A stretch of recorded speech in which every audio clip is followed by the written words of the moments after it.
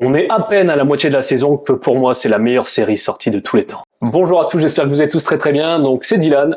Vous ne me connaissez pas encore tout simplement parce que c'est la première vidéo de cette chaîne YouTube, donc je suis très content de pouvoir faire cette vidéo. Alors ça change un peu du contexte parce que j'ai tendance, alors depuis plusieurs années, à faire des vidéos reptiles qui sont totalement différents parce que là on est dépendant des animaux. Là je peux tourner à n'importe quelle heure de la journée, donc c'est plutôt pas mal. Donc tu vas voir que je suis quelqu'un qui parle beaucoup, donc on va essayer de moins parler. Donc le but de cette chaîne YouTube, c'est de te présenter la culture pop geek, donc ma passion, donc aussi bien les films au cinéma, les plateformes de streaming, les jeux vidéo, les séries. Donc là mon but aujourd'hui c'est de te produire une critique sur les 4 premiers épisodes The Last of Us, donc si tu n'as jamais joué au jeu ou que si tu n'as pas vu les 4 premiers épisodes, je t'invite à quitter cette vidéo parce que là je vais clairement spoiler. Donc maintenant que les choses sont claires, attaquons sur cette critique, donc cette première critique sur la chaîne YouTube.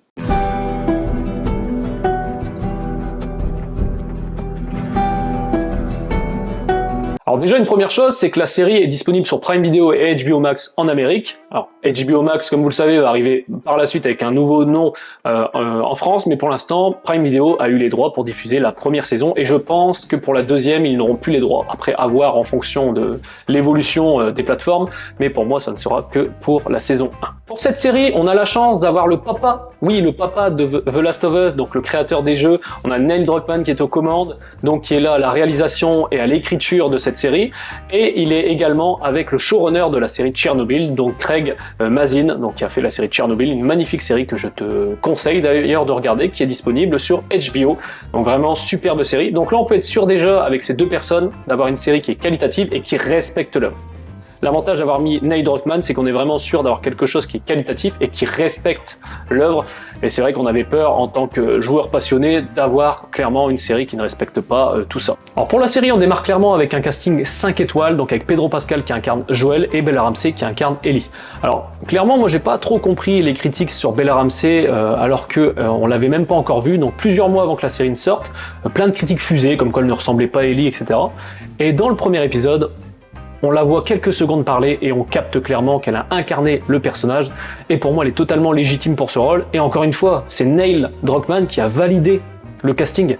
Donc si le papa des jeux Last of Us a clairement confirmé que c'était elle l'actrice, faut lui faire confiance. Il y a un moment, qui sommes-nous pour critiquer? Encore une fois, on a eu de la chance que cette série voit le jour, et à un moment, je comprends les gens qui voudraient que ça ressemble parfaitement, mais on ne peut pas faire des adaptations avec la tronche des mêmes persos. Surtout que là c'est un jeu vidéo, donc là passer en série live action, c'est totalement autre chose. Donc j'ai adoré le fait que dans le premier épisode, on démarre au matin de l'épidémie, donc l'épidémie n'a pas encore eu lieu. Dans le jeu on démarre au soir avec Sarah qui se sort de son lit, où son père n'est pas là d'ailleurs. Donc ça j'ai bien aimé, alors que dans l'épisode 1, on démarre clairement au matin, donc on voit Joel, on voit Tommy, on voit Sarah, on la voit faire sa journée. J'ai adoré le fait qu'elle répare sa montre. Alors pour ceux qui ont joué aux jeux vidéo, vous le savez, la montre a un réel impact dans la série, donc ça lui rappelle sa fille Sarah. Donc j'ai adoré le fait que ça démarre comme ça. On remarque aussi, alors en hypothèse que ça serait du coup que le cordyceps, donc ce fameux champignon qui crée les zombies, si on peut appeler ça des zombies, on remarque que c'est arrivé soit dans la farine ou dans d'autres produits, je ne sais plus dans lesquels, mais dans la farine. Ce que j'ai bien aimé, c'est que ils ont pris des libertés, donc on a aussi bien eu des surprises en tant que joueur, parce que c'est vrai qu'on s'attendait à avoir la même chose, et c'est vrai que depuis l'épisode 1, on est sans arrêt surpris. Donc il y a des choses qui reviennent des jeux, des blagues, on a aussi des petits easter eggs sur les jeux, mais on est vraiment surpris. Moi qui regarde la série avec un œil où j'ai joué au jeu plusieurs fois, j'ai joué sur PS3, sur PS4, là je suis vraiment surpris par cette série. L'épisode 1 démarre clairement du feu de Dieu, donc on voit réellement la relation entre Joel et Sarah, et Tommy, donc ils sont vraiment très proches. J'ai adoré la scène où elle va chez la voisine, donc elle lui propose des cookies au raisin, elle dit « ah, elle aime pas », elle les mange pas. Et elle retourne après au soir, donc parce qu'elle voit le chien des voisins qui est dehors, elle retourne chez eux, et là clairement ça a commencé, la vieille, qui est en fauteuil roulant, a bouffé sa famille, et clairement ils ont tous mangé des cookies, donc on imagine que le cordyceps est dans la farine. Ensuite on enchaîne dans cet épisode 1 où clairement c'est la panique générale, l'armée est partout, le virus se transmet clairement à une vitesse grand V. Dans le jeu, c'est vrai que on est pas mal en train de courir donc dans la ville donc pour échapper aux zombies. Là, j'ai adoré le fait qu'ils mettent vraiment ça de manière réelle. C'est vrai que dans les jeux vidéo, les ennemis s'enchaînent, on voit plein de zombies, comme si les gens étaient immortels. Et là, j'ai bien aimé qu'il n'y ait qu'un zombie qui court après Joel. Donc ça, j'ai trouvé ça vraiment très bien, parce que le zombie court après Joel, donc il porte sa fille Sarah. Les zombies sont clairement... Les infectés sont clairement beaucoup plus rapides que dans le jeu. Là, c'est vrai qu'un seul nous crée vraiment une tension. Alors même moi qui ai fait les jeux vidéo, je connais bien sûr l'issue des personnages. Là, j'étais vraiment surpris et en tension réelle. La scène est toujours tout aussi déchirante à la mort de Sarah, donc le militaire qui tire sur Sarah. Alors j'aurais aimé un peu plus de durée, donc quand Joel pleure sur le corps de sa fille, parce que dans le jeu, c'est un peu plus poussé. Là, c'est vrai que ça coupe net et on passe à quelques années après.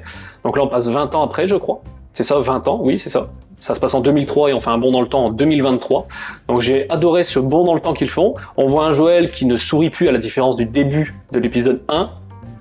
Qui ne sourit plus, qui clairement on voit il n'a plus d'émotion, on voit qu'il est marqué, qu'il sombre dans l'alcool, qui prend des cachets, enfin vraiment quelqu'un qui est différent du premier épisode, donc au tout début de l'épisode. On voit que ça a eu un réel traumatisme, la mort de sa fille, donc j'ai adoré ce passage-là. J'ai adoré aussi la relation entre Joel et Tess. C'est vrai que Tess dans les jeux, elle est très peu développée, alors que là, elle a vraiment un vrai développement. On voit qu'ils ont vécu vraiment plusieurs années ensemble. On peut dire comme un couple, même s'il l'a considéré comme une amie, on peut considérer qu'ils étaient un peu en couple. C'est vrai qu'il n'aborde pas trop le sujet.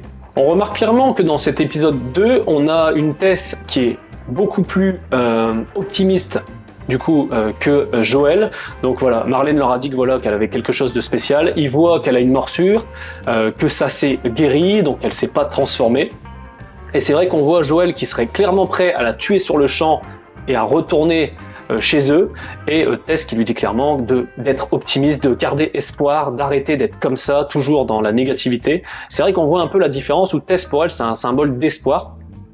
On voit clairement que Joel s'en fout totalement d'Ellie, hein, qu'il n'a aucune émotion envers elle, qui l'ignore, qui est même un peu dur.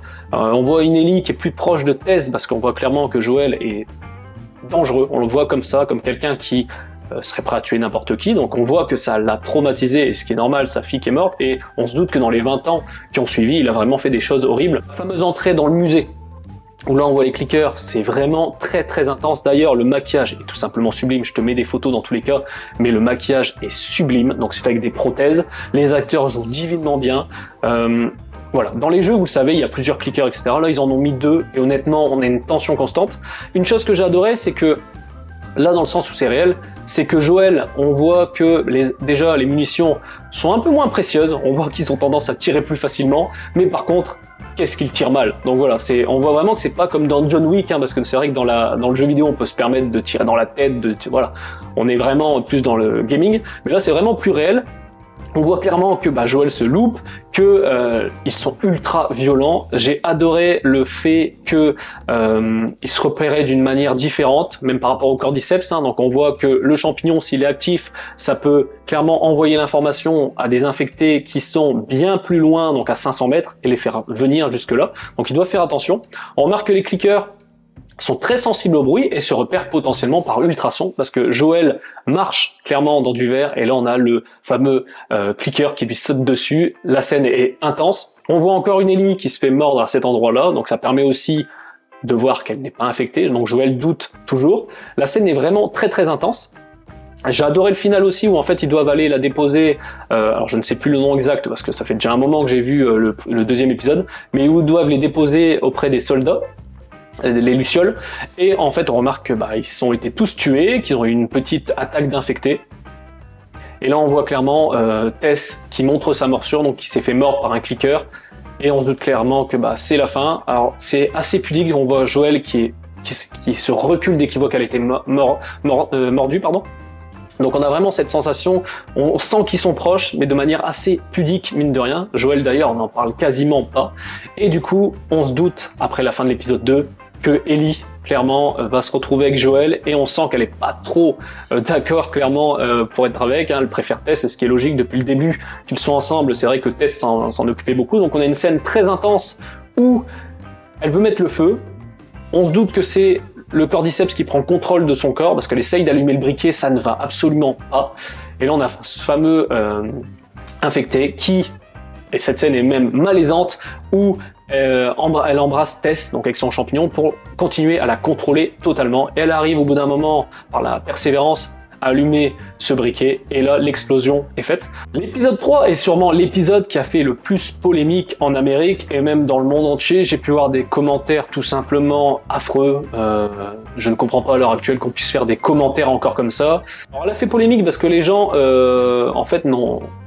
C'est ça qui est un peu illogique, c'est que dès qu'on présente un homme et une femme, donc là il y avait des scènes, même on a une scène légère de sexe avec ces deux hommes, donc Bill et Frank, dans le jeu, dans la série, et c'est vrai que les gens tout de suite critiquent, donc disent ouais on a eu un épisode long, etc. Mais le problème des gens c'est qu'ils sont homophobes, et je ne comprends pas ce système-là d'être comme ça, même au grand écran, à dire même que c'était malaisant. Si vous auriez eu une femme et un homme, il peut y avoir n'importe quelle scène, vous ne seriez pas comme ça à critiquer en fait l'épisode 3. Je pense que l'homophobie est quelque chose qui est totalement débile, simplement parce que à quel moment la sexualité de autrui vous est intéressant?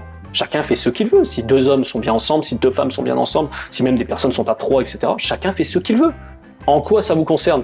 Et encore une fois, ça a été hyper bien développé parce qu'on n'est pas dans les clichés, clairement, on n'est pas dans les clichés homosexuels, on est pas là-dedans, on s'attache énormément aux personnages. Dans l'épisode 3, j'ai vraiment adoré, d'ailleurs on verse tous, certains ont versé une petite larme, j'en fais partie, au premier visionnage.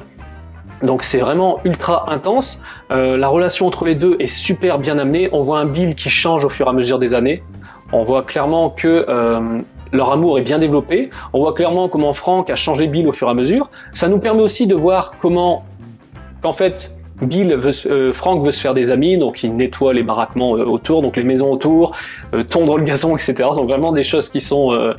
Enfin, on n'a même pas l'impression d'être dans un monde apocalyptique. Alors désolé les amis, je vous reprends maintenant parce que j'ai eu un colis qui est arrivé d'un coup à la maison, donc du coup ça a aboyé. Donc je disais, les chiens ont aboyé. Donc je le disais, on a eu un flashback donc avec Joel et Tess, donc qui vont manger avec Bill et Frank. Donc on voit un Bill qui est avec son arme à table, très tendu parce qu'il a peur de tout le monde, clairement. À part de Frank forcément parce qu'ils vivent depuis plusieurs années ensemble. Donc on le voit avec une arme à table.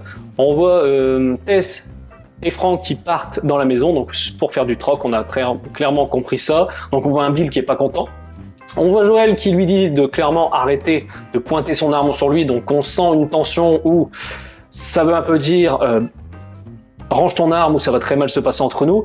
Donc on voit les deux qui ne s'apprécient pas forcément et qui pourtant collaborent ensemble, donc j'ai adoré voir ça. Donc on se dit qu'en fait Tess et Joel sont ensemble depuis plusieurs années, et ça on l'avait pas forcément dans le jeu, donc là ça fait vraiment plaisir à voir. En fin d'épisode 3, Joel et Ellie qui arrivent devant le portail, donc Joel bien sûr a le code. On voit une lettre du coup de Bill, pour Joel ou toute autre personne qui voit cette lettre. Donc il se doutait clairement que ça allait être Joel qui allait venir. Il lui dit de ne pas rentrer dans la chambre, ce que je comprends, et beaucoup n'ont pas aimé le fait qu'on ne voit pas Joel qui rentre dans la chambre. Mais moi je trouvais ça bien parce que même s'ils ne s'aimaient pas, ils se respectaient quand même. Donc ça j'ai trouvé ça très très intéressant. Ensuite, pour parler de Ellie, j'ai adoré le fait qu'elle lise la lettre. On voit un Joel qui, dès qu'on commence à arriver vers Tess, elle arrête de lire. Et là, on lit la lettre de Frank, entre les deux, des fois je confonds, de Bill, on va y arriver, de Bill, qui dit clairement de prendre soin de Tess, de prendre soin des gens qu'il aime et d'aider, comme elle avait dit Tess, d'aider les autres pour pouvoir survivre. Et c'est vrai que là, on voit que Joel, ça lui met un coup, il sort, il demande à Ellie de rester dans la maison. On voit un Joel qui est dévasté clairement par la perte aussi de Tess, parce que il a perdu beaucoup de monde. Et voilà, depuis qu'il a Ellie, donc on voit qu'il est quand même assez froid. On voit une scène où Ellie trouve une arme. Donc ça j'ai adoré, comme dans les jeux où elle trouve une arme, elle la cache de Joel. J'ai adoré la scène entre les deux où ils commencent de plus en plus à parler. Elle lui fait même la fameuse scène où elle lui dit de prendre une douche parce qu'il pue. On les voit partir comme père et fille entre guillemets avec une voiture. Et avec cette fameuse musique donc qui lance sur l'épisode 4. Et pour passer du coup les amis à cet épisode du coup 4 donc qui m'a semblé un peu plus court que les autres, hein. Je suis un peu resté sur ma faim, parce que cet épisode 4, on continue avec la progression du coup directement après l'épisode 3, hein, où ils partent avec Ellie. Donc on voit une fameuse scène en voiture, on voit un Joel qui commence à siphonner les réservoirs d'autres voitures, parce qu'il le dit clairement, en fait, au fur et à mesure, l'essence est de moins en moins de bonne qualité, donc du coup, avant il faisait 12 heures avec un plein, maintenant c'est 3 fois moins, voire encore moins, donc il est toujours en train de siphonner de l'essence pour en avoir assez. J'ai adoré la scène qui ressemble beaucoup à la scène des jeux, même si elle est quand même différente, où en fait, quelqu'un est devant eux, en pleine ville, donc ils sont en pleine ville, on ressent d'ailleurs une tension, où bah voilà, ils tombent en embuscade, donc certes l'embuscade est beaucoup plus grosse dans les jeux, mais là j'ai trouvé bien fait parce que, encore une fois, ça permet de se mettre vraiment dans un monde qui est réel. S'il y a une tonne d'ennemis et que les personnages les tuent tous, comme des snipers, comme un John Wick, ça n'aurait pas réellement d'intérêt. J'ai adoré aussi la scène dans la voiture, qui ressemble beaucoup au jeu, où Ellie tombe sur un magazine pour hommes, où là, clairement elle commence à faire des blagues, donc on voit un Joel qui commence de plus en plus à rire, mais sans trop rire, hein. Donc on voit vraiment un Joel qui ne veut pas rire, même si ça le fait rire, hein, ce qu'elle dit Ellie. On voit une Ellie qui est de plus en plus taquin avec lui, donc ça j'ai vraiment bien aimé. La fameuse scène où on voit qu'il veut protéger Ellie, on voit qu'il tient à elle, il lui dit je te protégerai, je ne laisserai pas te faire de mal. Où là, il commence à la protéger, ça j'ai vraiment adoré cette relation qui est de plus en plus forte comme un père avec sa fille. On voit qu'il commence de plus en plus à se relâcher, mais être aussi tendu parce qu'il a peur de la perdre, clairement on commence à le ressentir, et ceux qui ont joué aux jeux vidéo vous savez ce qui va se passer par la suite. J'ai adoré qu'ils aient changé en fait la scène où Joel se fait agresser. Dans le jeu c'est vrai que ça se passe où Joel est dans l'eau et sous l'eau avec la crosse du pistolet, donc quelqu'un essaye de le tuer en le noyant, et là dans le jeu c'est vrai que c'est Ellie, pardon, j'ai fait bouger mon bureau, où là c'est Ellie qui tue l'ennemi. Et là, c'est vrai que ça a été un peu différent. Elle tire une balle qui n'est pas létale, et là, on voit Joel qui lui dit d'aller se cacher, de retourner d'où elle vient, pour pouvoir tuer clairement au couteau ce jeune homme. Donc on voit dans cet épisode que, et c'est beaucoup plus développé que dans les jeux, je trouve, on voit un Joel en fait qui n'a pas fait partie du bon côté de la barrière, donc il a aussi bien été dans les gentils que comme dans les méchants. Il a fait des choses horribles, il a fait partie de ces gens qui faisaient des embuscades, donc il n'a pas répondu à la question, mais on se doute qu'il a fait des choses pas très correctes, on se doute qu'il a tué des innocents, potentiellement des pères de famille ou des enfants. Donc ça c'est bien que ça soit développé parce qu'il a tué du coup des innocents. J'ai adoré aussi le fait qu'on montre vraiment la milice. Alors c'est vrai que dans les jeux la milice on n'en parle quasiment pas, généralement c'est juste les ennemis à abattre. Et là j'ai bien aimé ce côté sentimental où on voit vraiment qu'en fait la milice certes sont bien armés, etc. Mais quand les jeunes qui ont été tués par Joel reviennent, on se rend compte qu'ils avaient des amis, une famille, et que Joel a tué aussi des personnes qui essayaient de survivre, même si c'est pas Joel qui cherchait, c'est Henry. Donc qui sera plus développé dans l'épisode 5 du coup, où sûrement il y aura beaucoup d'action. Les 45 minutes sont passées réellement très vite. J'aurais aimé potentiellement qu'il y ait 15 minutes de plus. Là c'est vrai qu'on s'est habitué à des gros formats. Après je suis très content de cet épisode, j'ai hâte de voir la suite. Notamment la scène de fin où on voit enfin un Joel qui rigole avec Ellie. J'ai trouvé la scène un peu plus forcée que les autres. Peut-être moins bien amenée. Mais j'ai vraiment aimé, franchement, le fait que Joel se détende. On voit que la veille, il avait pas dormi parce que en forêt, il pouvait pas dormir parce qu'il était tendu et il voulait pas qu'il arrive quelque chose à Ellie. Et là, j'ai bien aimé le fait qu'il s'endorme et que là, au réveil, avec le gamin de Henry, du coup, qui lui pointe son pistolet et qui lui fait ce fameux chute. Donc on se doute très bien de la suite, hein. Clairement pour ceux qui ont fait les jeux vidéo, je vais pas en parler là parce que c'est pas le but de spoiler non plus toute la série. Donc les amis, j'espère que cette première vidéo sur la chaîne vous a plu. Alors désolé, hein, c'est un premier exercice pour moi, hein. Là on est vraiment dans un domaine certes que j'aime, mais c'est vrai qu'en parler comme ça devant une caméra c'est un peu différent, parce que c'est vrai que je le fais souvent avec des amis, notamment Jason, où on s'envoie des vocaux, où on théorise un peu sur ce qui se passe, même avec mon pote Vivien, où clairement on parle des épisodes qu'on a vus, on fait des théories, on en dit clairement ce qu'on en a pensé. D'ailleurs, je t'invite dans les commentaires à me dire ce que tu as pensé des 4 premiers épisodes de cette série The Last of Us, qui est pour moi une masterclass comme je t'ai dit. Mais voilà, on a tous des avis qui sont différents. Pour moi, il faut respecter les avis de tout le monde parce que on a tous notre interprétation, même à une scène avec émotion. Certains, ça ne va rien leur faire, d'autres, ça va les faire pleurer, d'autres, ça va les rendre en colère. Il y a plein vraiment d'émotions différentes, mais on pourra pas se le cacher, c'est clairement à l'heure actuelle la meilleure adaptation de jeux vidéo en série. Donc c'était Dylan, je vous invite à vous abonner si vous avez aimé le contenu, et on se dit à bientôt pour la prochaine critique du coup de Teen Wolf qui est sorti sur Paramount+. À bientôt les amis.